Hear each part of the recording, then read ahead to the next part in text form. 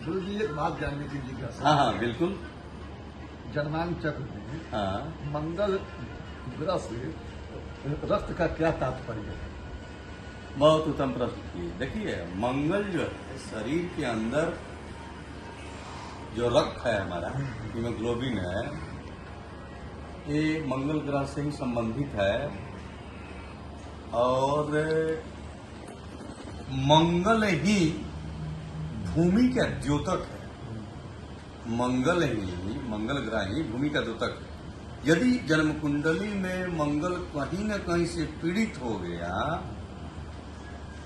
तो भूमि प्राप्ति में बहुत सारी कठिनाइयां उत्पन्न करता है, व्यवधान उत्पन्न करता है। सब कुछ रहते हुए भी मंगल यदि दूषित हो गया, द्वितीय भाव में हो गया, अष्टम में हो गया, चतुर्थ में हो गया, द्वादश में हो गया, तो एक तरह से भौम दोष तो लगाता ही है। तो थोड़ा सा विषयांतर हो रहा है। 1, 4, 7, 8, 12वें भाव में यदि मंगल बैठता है तो मांगलिक दोष लगता है। लेकिन हमारे यहाँ उत्तर भारत है, दक्षिण भारत में द्वितीय स्थान में मंगल का बैठना भी मांगलिक दोष माना जाता है। द्वितीय भाव में बैठना है तो मंगल यदि द्वितीय भाव में बैठ गया, चाहे किसी भी राशि में बैठ जाए, तो भूमि प्राप्ति में कठिनाइयां उत्पन्न करना है।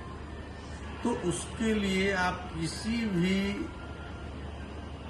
रक्तदान जो सेंटर होता है, ब्लड सेंटर, वहां जाकर के आप रक्तदान कीजिए।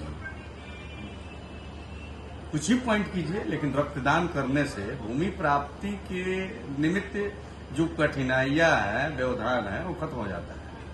मंगल ही एक्सीडेंट का द्योतक है, दुर्घटना का द्योतक है। तो मंगल ग्रह या जो रक्तदान करने वाले व्यक्ति हैं, उनको एक्सीडेंटल युग नहीं बनता है।